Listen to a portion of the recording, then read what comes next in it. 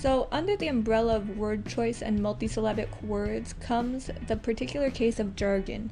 And in this video, we're specifically going to examine the cases for and against using jargon. So let's start with the case for. You want to use jargon if 1. Using jargon is more accurate than using any alternative, and 2. You know that you're using the word, so the jargon, correctly. Both of these conditions have to be satisfied. Now let's look at the case against. Avoid using jargon if 1. You're using it to try to quote-unquote pull a fast one on your reader without having a clear idea of what you're saying, or 2. If using jargon detracts from the clarity, the flow, or the readability of your paper.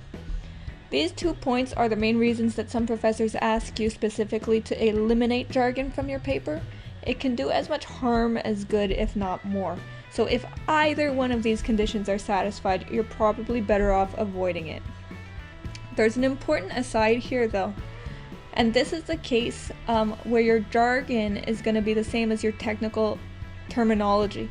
So for example, in psychology we often talk about constructs such as negative affect or impulsivity, and these are words that have a specific technical meaning, and you cannot replace it with another word without changing that technical meaning. So negative affect is distinct from depression. You can't say one or the other to try to make it simple. They mean 2 different things in a technical sense.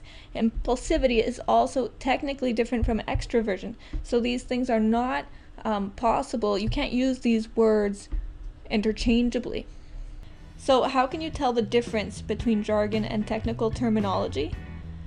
It's relatively simple.